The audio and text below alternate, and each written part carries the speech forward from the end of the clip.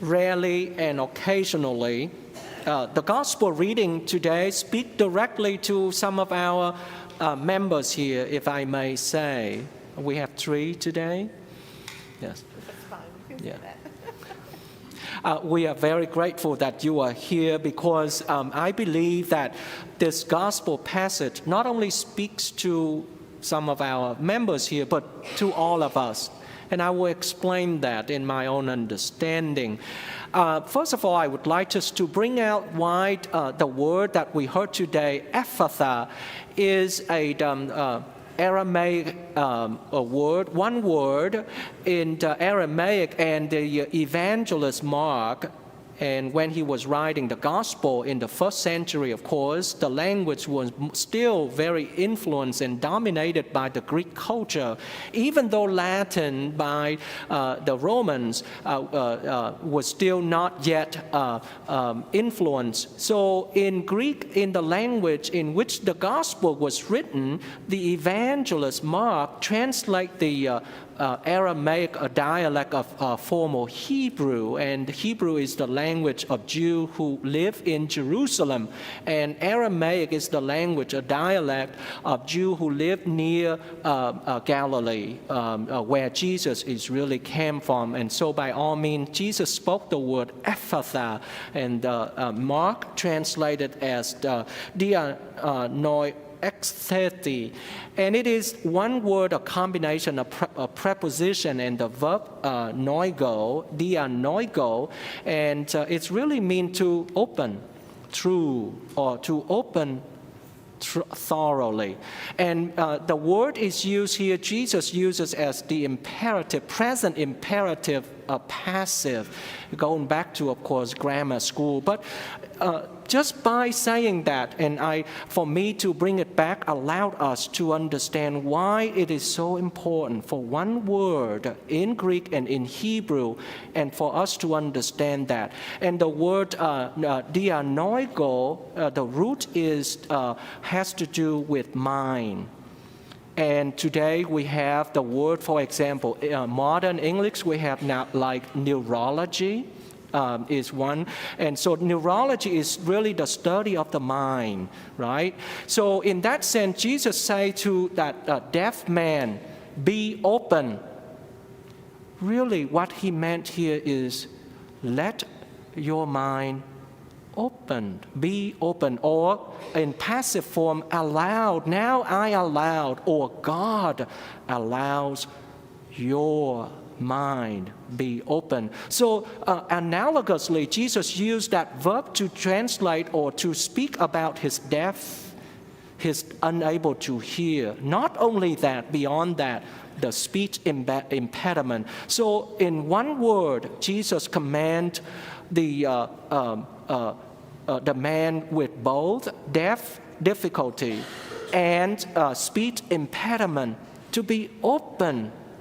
Let's go beyond that physical sense of hearing and speech. Let's go into what the gospel message really thinks. And before I go on, I will give an example. A few days ago, I was in a conversation with one of our parishioners, and we talked about family, and he related to me that he also had grandchildren, as many of us here can relate to that, not only children and grandchildren. And one of the genuine concerns that many parents today, especially Christians and Catholic parents, have concern in our society today, is that children, not only children, I think, teenagers, young adults, and grown people are less and less exposed to, first of all, the Judeo-Christian tradition, and second, to Christianity, third, to their religion, And here religion is Christian religion, and we know religion is a way for us to practice our faith. And next, less exposed to Jesus. And finally, less and less exposed to God. And we can see this all around our family, not only our family, inside our heart. Sometimes we are so challenged to the point of leaving and disbelieving in what we was brought up with. So that concern, as we see, is not just in our own time. It's not unique to us, but it is so pervasive going back to the time of Jesus. This was also the case 2,000 years ago.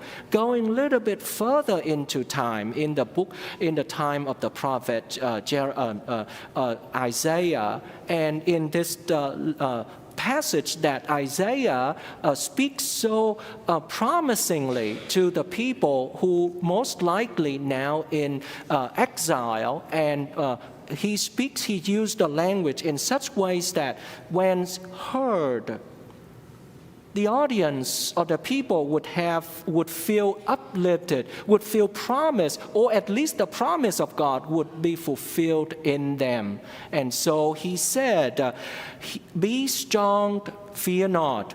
Here is your God. He comes with vindication." And in what sense the vindication? He goes on to explain, "The eyes of the blind be opened, the ears of the deaf be cleared. The lame will leap like a stag. The tongue of the mute will sing. Streams will burst forth in the desert." All of those things fulfilled, hopefully, not only that, but Isaiah believed that would fulfill in their own time. And how do we consider that? As we see in the gospel today, when Jesus says that to the deaf man, "Be open." Now, let me go back to in terms of regions and time. Jesus began his journey, or today the journey that he left the district of Tyre. If we look at the map in the first century, we can go to Google and look at the map of the first century of Israel, Palestine, or in the Romans period, or the map of Israel in the New Testament. It will show us. So Tyre is nowadays, in modern time, is the southern tip of Lebanon. And Jesus left that region, for some reason we don't know, and Mark doesn't tell us. He goes north to Sidon, which is the next town north of Tyre, and then by his way going down to the Sea of Galilee. So imagine those two towns, or the names of two places, were all non-Jews, as we can imagine. And then he go down to the region of Galilee, not going to Samaria or so, but he steered toward the east side of the Sea of Galilee into the district of Decapolis. The word Decapolis represent in the first century as the 10 major cities in the Roman Empire. And so last week we heard of a place called Gennesaret is one of those 10 cities. So the fact that Mark relate to us the story of Jesus' journey from all non-Jews regions, and he ran into this man who was deaf, also tells us, or at least implies to us, that Jesus now encountered a person who was not Jewish, but a Gentile, maybe a non-believer, but then ran to Jesus for help. The psalm that we heard today from Psalm 146, the refrain reminds us, "Lord, come and save us."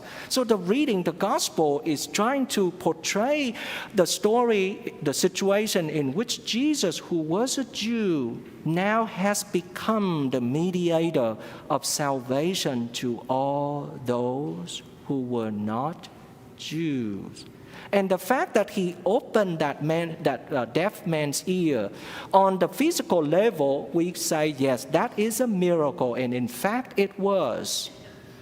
But more so, we should go and ought to go beyond that physical level into what we can try to understand as that God invites us or has sent Jesus to open everyone's heart, everyone's ear, everyone's mouth to see and receive the salvation of God through Jesus. As we recall in chapter 4 of the Gospel of John, in the dialogue between Jesus and the Samaritan woman or the woman from Samaria, and there is one line in chapter 4, verse 24, Jesus says to the woman that salvation is from the Jew. So in a sense, by the end of the first century, non-Jew, Gentiles, Romans, Greeks, and many other ethnic people began to realize that true salvation to them came from Jesus, a Jew. And in the second reading today from James, most likely written much later after the gospel. And James advises the early Christians, those who were audience of his letter or the addressees of his letter, he said that he asked them to show no partiality. The poor and the rich should be treated the same, on the same level. We can understand, and we ought to understand that on our level, that we should treat our brothers and sisters in the same way as we treat ourselves. But for God, in my understanding of this reading of all three scripture readings today, for God, if we truly understand or believe that God shows no partiality, then think or put ourselves in three examples in the day of Jesus or in James' time. Let's say a senator from the Roman Empire in the Roman royal court, a mercenary, a business person, and a poor person, truly poor person who lives in poverty, or a deaf person. I believe that all those three people in society could be included in what James said about God's no partiality, in that even a Roman senator, a mercenary, a business person, a poor are now included in God's plan for salvation. And, by the way, through Jesus Christ.